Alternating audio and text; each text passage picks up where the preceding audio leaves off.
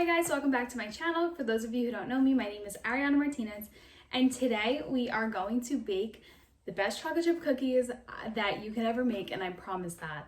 I've been using this recipe for 5 years now, and I honestly swear by it. I think that you will not be disappointed if you make these chocolate chip cookies. And today I am going to be giving these cookies to my best friend Carly, because I know that she needs them. So if you guys want to make chocolate chip cookies with me, then please keep watching.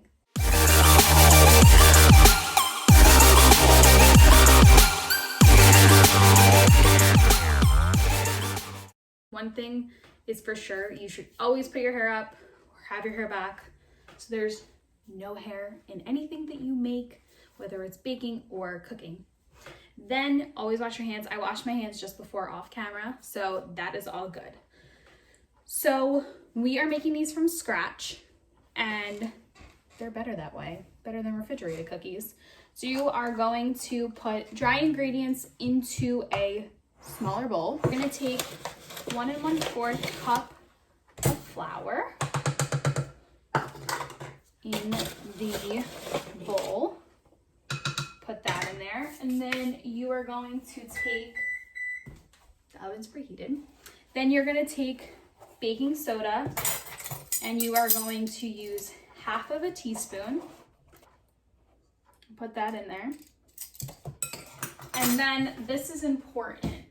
So if you use salted butter, you are going to put a 1/8 teaspoon, which is a pinch of salt, into the dry ingredients. If you are using unsalted butter, you can use 1/4 teaspoon of salt. It really all depends on like what kind of butter you're using. I usually use salted butter, so I do a tiny bit of salt. I never measure my salt. Well, I haven't measured my salt in a long time because I've been doing this for so long, so I kind of just eyeball that, but so then you do that. Just that's very important. Don't forget that. You don't want your cookies to be very salty. So then you're just going to whisk this together and make sure that it is completely combined.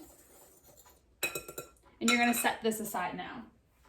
So now for our large mixing bowl, I am using, let me move this over, you guys can see it. So I'm using this mixer. I use this for everything. You can literally use a hand mixer too. That's perfectly okay. It will do the same. It's just easier. You don't have to do anything yourself. It does it for you. So this is why I like to use this mixer. So what you do is you take a 1/2 cup, which is a stick of melted butter, and put this into the bowl. Now it's really okay if you forget to put your butter out and you need to melt it in the microwave.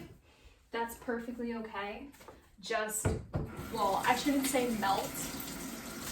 You don't want it to be completely melted. You just want it to be a little soft. So about like 20 seconds is fine. You are going to take a 1/3 cup of granulated sugar and add that to the bowl. You're gonna put a 1/2 cup of brown sugar into the bowl as well. Now you have to press it. Make sure that it's compacted because you want to get as many air bubbles out as you possibly can. And when you do this, it packs more brown sugar in actually. So it's like better that way. So that goes in. And when it's actually compacted, it looks just like this. Looks like you're building sand blocks at the beach. So now I am going to put the mixer on. Plug it in.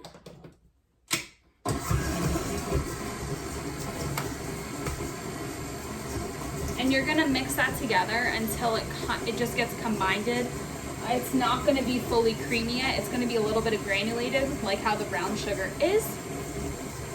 But then once we add in more liquid, it's gonna be fine. So right now, this is what it looks like. It's supposed to look like this. That's normal, don't worry. There's nothing wrong with it. So now what you're gonna do is you're gonna take your egg and you're gonna put that in there. And then you take vanilla. I usually use vanilla extract, can't find it right now, so I'm just using imitation vanilla, same thing. The recipe calls for a half teaspoon of vanilla. I always eyeball my vanilla. I put whatever I think is efficient. You guys can do the same. Either do what you want.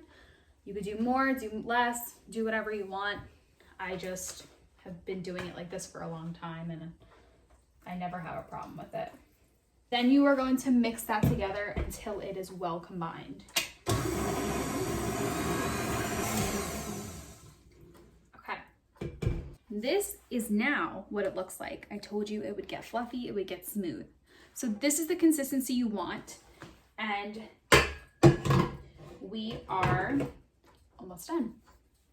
So now you're going to take your dry ingredients and add them in. It's very important that you don't pour all of the dry ingredients in at once. Whenever you're baking, don't do that. If you don't separate them by let's say I'll use a 1/4 cup. Wait till it's kind of mixed in there to keep going, because if not, once you put the mixer on, you're gonna get a cloud full of dust from the flour and it's gonna be all over the place, and then it's gonna spill out, and then all the ingredients aren't gonna match up and it's not gonna be right. So just make sure that you do that and you're very mindful of that. So you could put in about a 1/4 cup, maybe a little bit more. And you're gonna mix that together and keep doing it in increments until it's all combined. So now I'm gonna put in round 2 of dry ingredients and mix that up again. Might have to do this 4 times, honestly. Let's say, yeah, might have to do this 4 times. 3rd try. And the last one, I'm just gonna pour it in.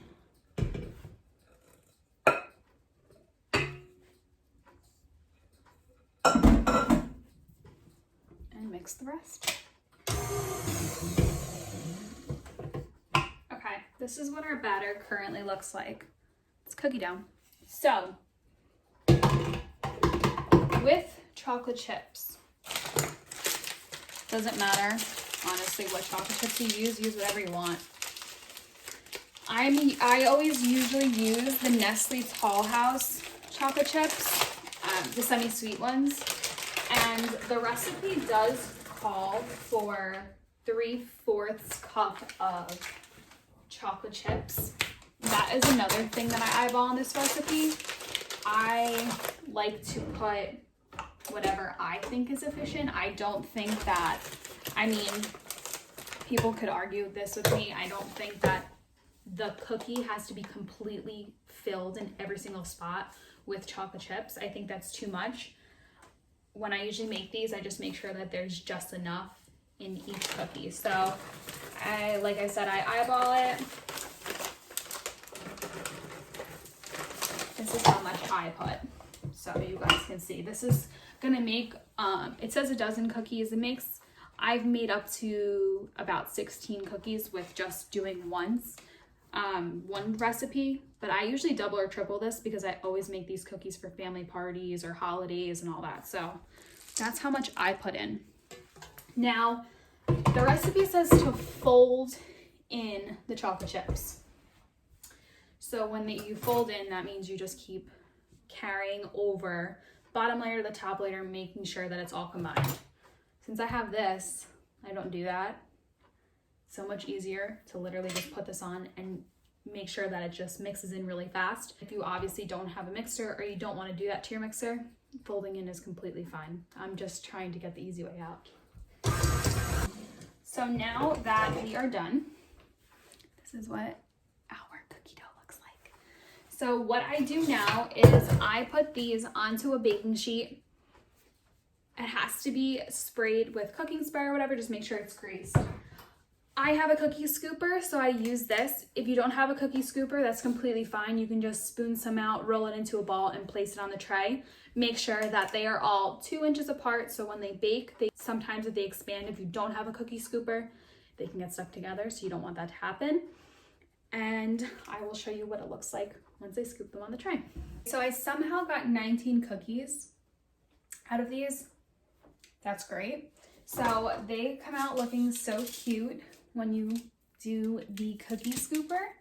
So they come out just like this. And I put them a little more than 2 inches apart. So they are going to go in the oven at 350 degrees, 8 to 10 minutes, or until they are golden brown. I just wanted to point out 2 things. If you think that your cookie is not still kind of cooked at 10 minutes, it definitely is going to cook still, because cookies actually bake outside the oven for about like 2 more minutes. So just be mindful of that. If it's starting to look golden brown at 8 minutes, I definitely would take it out because it's still gonna bake. Also, if you are putting the cookies on like a cooling rack, that would be a better option, because if they are still on the trays, especially if they're like, if you forget about them, let's say, and you take them out and they are looking very, very dark, make sure you take them off of the tray, because the tray is obviously still really hot.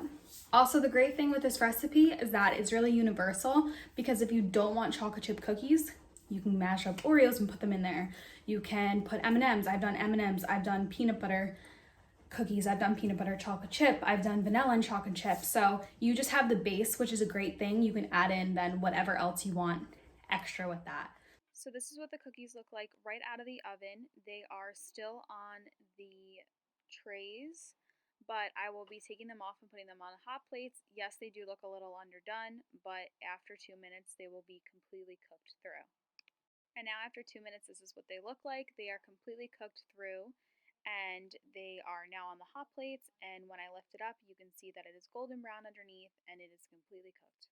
So thank you guys so much for watching. I had so much fun baking with you guys, and I really, really hope you guys make this recipe. I promise they are probably the best chocolate chip cookies you'll ever have in your life, or almost have. I don't want you guys to hold me to that.